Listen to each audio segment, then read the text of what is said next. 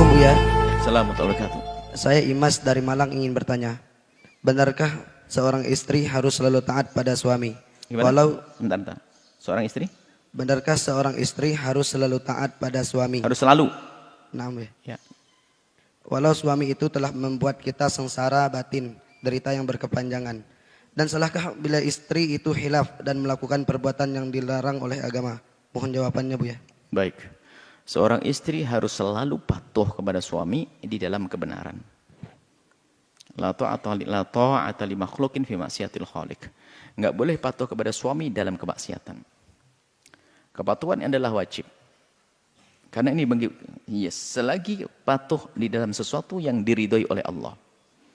Kalau patuh dalam kemaksiatan haram. Misalnya suaminya menyuruh istrinya minuman keras. Enggak boleh patuh. Termasuk suaminya mengajak istrinya berhubungan di waktu haid. Enggak boleh patuh. Enggak boleh patuh, karena untuk haram enggak boleh patuh. Baik. Kemudian jika suami ternyata yang harus dipatuhi ini telah memperlakukan dengan tidak benar, menyakiti dan sebagainya, tidak ada alasan untuk tidak patuh. Tidak ada alasan untuk tidak patuh hanya karena kekejaman sang suami dan jahatnya sang suami. Patuh dalam kebaikan. Suami jahat, tapi kalau nyuruh sholat tetap sholat. Nyuruh baik. Cuman bagaimana kejahatannya? Adapun kekejaman yang suami adalah, kalau Anda ingin tidak patuh kepada suami, ada kesempatan bagi Anda yang didolimi oleh suami, ngajukan ke mahkamah untuk pisah. Selagi di bawah naungan suami, selagi itu diperintahkan kebaikan, harus patuh. Biarpun suaminya jahat. Sama dalam urusan pemerintahan, misalnya kerajaan atau kepresidenan. Presidennya jahat, tapi kalau memerintahkan yang baik wajib patuh kita. Nggak boleh tidak. Termasuk dengan suami, kalau memerintahkan yang baik harus patuh. Adapun untuk menghilangkan misalnya kedolimannya, ya ada. Selagi seorang wanita didolimi oleh seorang suami, Islam memperkenankan dia untuk mengajukan ke mahkamah agar dijauhkan dari sang suami dengan dipisah. Baik. Adapun pertanyaan selanjutnya enggak boleh. Misalnya karena suami begitu lalu dia melakukan keharaman misalnya. Mohon maaf mungkin suaminya kejam, tidak pernah mesra dan sebagainya. Lalu seorang wanita melakukan keharaman dengan laki-laki, terhina dia. Dosa pada suami, dosa kepada Allah. Dan hanya manusia hina semacam itu. Kalau ada wanita yang semacam itu, segera tobat.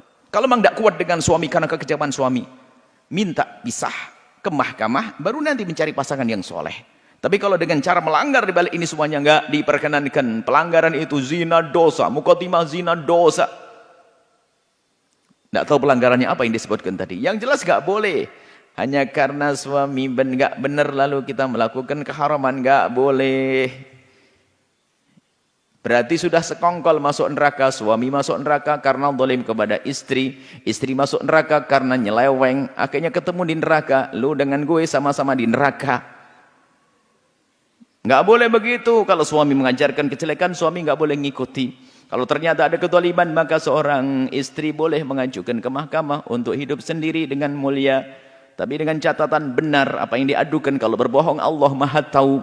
Yang berbohong hanya ingin pisah dengan suami, maka Allah pun tahu. Dia tidak akan menemukan suami yang bisa memuliakan dia. Berbohong, khianat, maka dia tidak akan menemukan ke depan suami yang bisa memuliakan dia. Karena dia sudah berkhianat kepada Allah. Allah yang mengirim suami kok nanti. Maka seorang istri kalau minta cerai dan sebagainya betul-betul dengan asas syar'i. Suami dolim, suami fasik. Suami fasik. Melakukan ajak keharaman. Sah. Atau suami tidak memberikan nafkah lahir atau batin. Sah. Mengajukan ke mahkamah.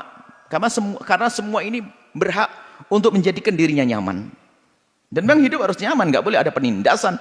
Bab yang kita baca di sini kan bab nggak boleh berbuat, nggak boleh nyakiti orang lain, nggak boleh orang muslim menyakiti orang lain.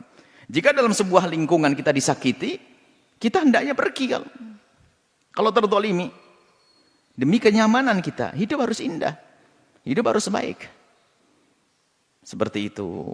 Semoga Allah menjaga rumah tangga semuanya tetap indah tanpa ada kezaliman, bahagia dunia akhirat. Wallahu a'lam bishawab.